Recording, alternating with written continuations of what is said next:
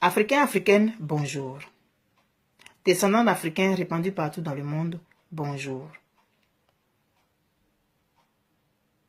Quand j'étais jeune, j'avais 15-16 ans, j'avais lu un livre dont je ne me souviens plus malheureusement du titre, encore moins du nom de l'auteur.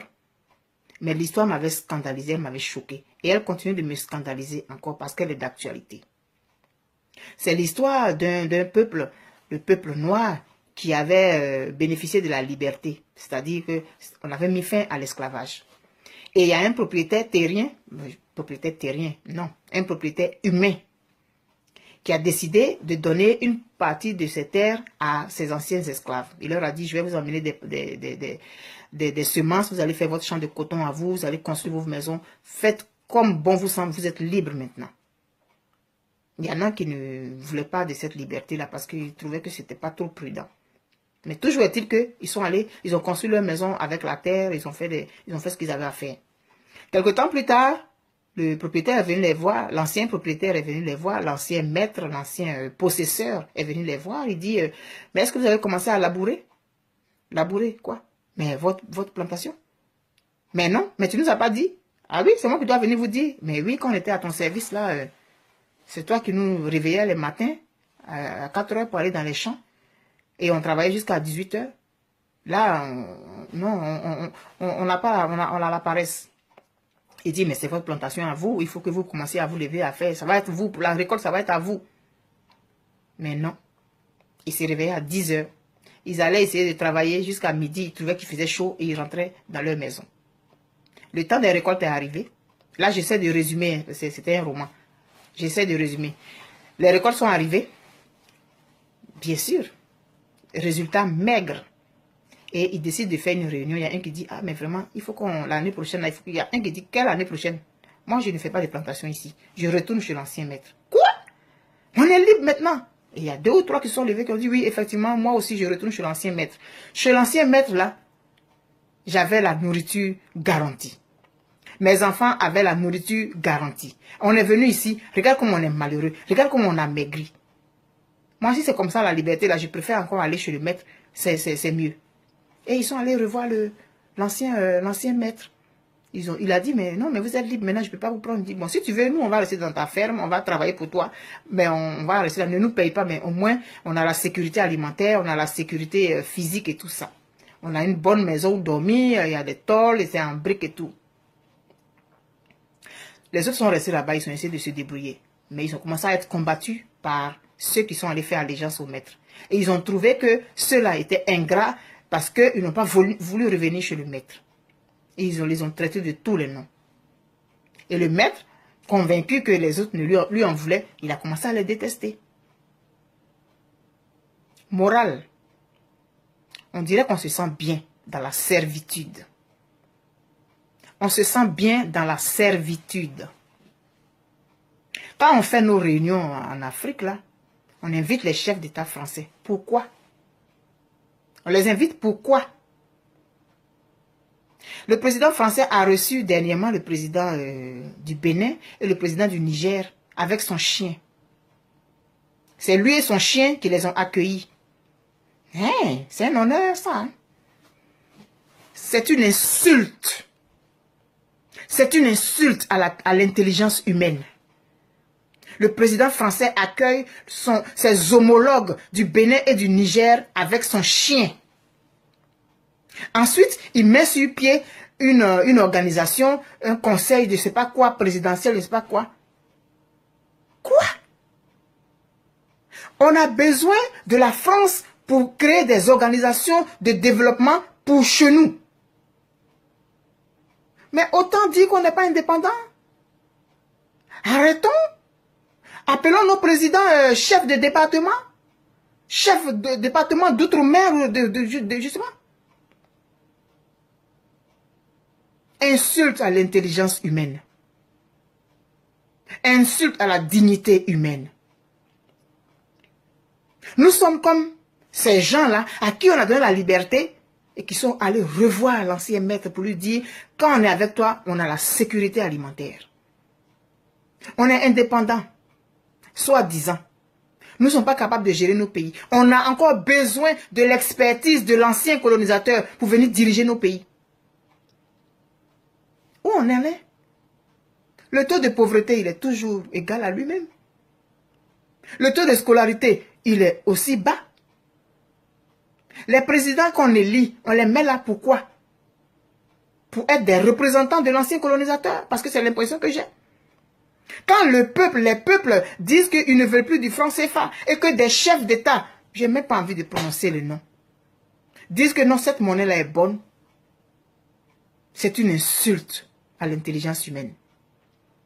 Une insulte. Moi, je ne suis pas dans une dynamique de anti-blanc. Hein. Je n'ai pas de haine contre les blancs. Hein. Il faut que ce soit clair.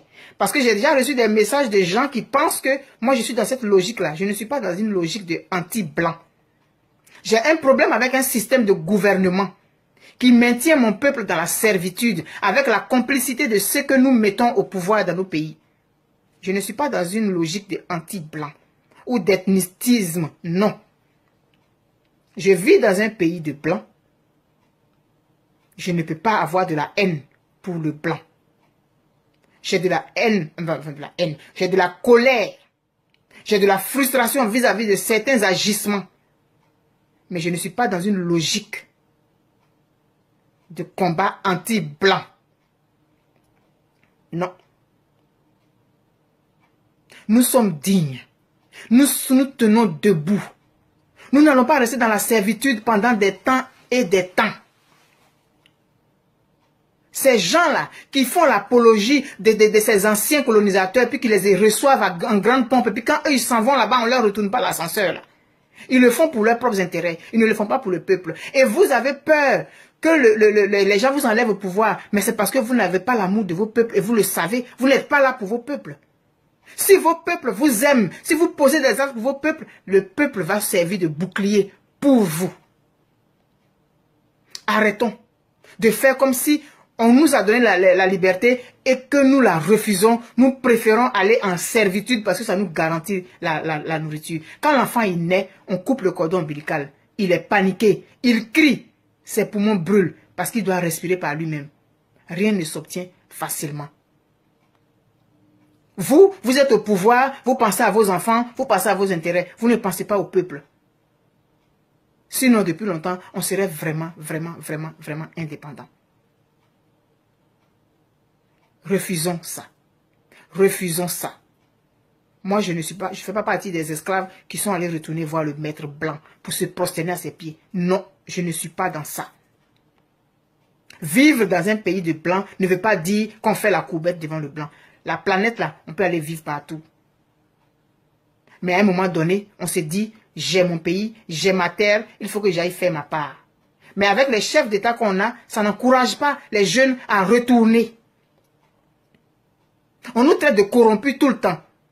Mais pour qu'il y ait des corrompus, il faut qu'il y ait des corrupteurs. Et on baigne dans ça. Ça dégouline.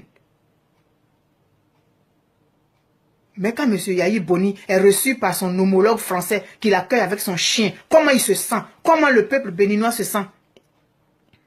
Quand le président du Niger est reçu par son homologue français avec son chien, comment le peuple du Niger se sent? Comment l'Afrique noire se sent? Moi, je me sens insulté. Je me sens insulté. Il y a une autre génération qui est en train de se lever. Cette génération-là, il faut qu'elle prenne le taureau par les cornes. Vraiment, je vais m'en arrêter là pour ne pas que la vidéo soit trop longue. Moi, je refuse de faire partie de ces gens-là à qui on a donné la liberté et qui sont retournés voir l'ancien possesseur pour faire allégeance. Je refuse d'être de cette génération-là. Et je voudrais aussi que vous refusiez d'être de cette génération. Nous qui sommes nés juste après les indépendances, là, on va avoir 50 ans, 60 ans maximum. Là. Refusons ça. Et inculquons ça à nos enfants. On ne va pas rester éternellement les derniers. Nous étions les premiers. On ne va pas rester éternellement les derniers. C'est quoi ça? Quelle est cette aliénation? Le cordon ombilical, on est capable de le couper. Mais tant qu'on ne sera pas unis, il va y avoir parmi nous certains qui vont aller faire les hypocrites qui vont aller faire je sais pas moi, la démagogie auprès de l'ancien colonisateur et puis ça va nous envoyer des troubles. Je ne sais pas si quand on est mort, on voit ce qui se passe. Mais je n'ai pas envie de me retourner dans ma tombe pour dire que j'avais la possibilité de faire ma part et que je ne l'ai pas fait. C'est ce que je peux faire, c'est les moyens que j'ai là, que j'utilise là. Parce que je ne ferai jamais de coup d'État. Je ne ferai jamais de coup d'État. Mais éveillez les consciences. Essayons d'en parler autour de nous. Parlons, dénonçons, publions les vidéos. Ça va finir par faire. Ça va finir par avoir son impact. Comme la goutte d'eau, à force de tomber sur la roche la plus dure, finit par la percer. Continuons, mais refusons la servitude. Refusons la servitude pour nos enfants et pour nos petits-enfants. Moi, je ne fais pas partie de ces anciens esclaves qui sont allés revoir l'ancien propriétaire pour lui dire que je veux revenir avec toi parce que avec toi j'avais la garantie de la nourriture. Je ne veux pas être de cette génération-là. Et je répète, ceux qui vivent à l'extérieur de leur pays ne le font pas parce qu'ils n'aiment pas leur pays, mais parce qu'à un moment donné de leur vie, ils se sont retrouvés dans une situation qui a fait qu'ils ont fait ce choix. Mais si vous voulez que les jeunes gens arrêtent d'aller mourir en mer, vous ne vous sentez pas concerné. Tout ce qui vous intéresse, c'est aller faire la courbette devant le président de la France. Moi, je ne fais pas la courbette. Je ne fais pas la courbette devant qui que ce soit. Je suis respectueuse, je suis polie, mais je ne fais pas la courbette devant qui que ce soit. Et il faudrait que nous ayons tout ça en nous. Arrêtons de faire la courbette. Parce qu'on est né pour être debout. Nous sommes nés pour être debout. Merci.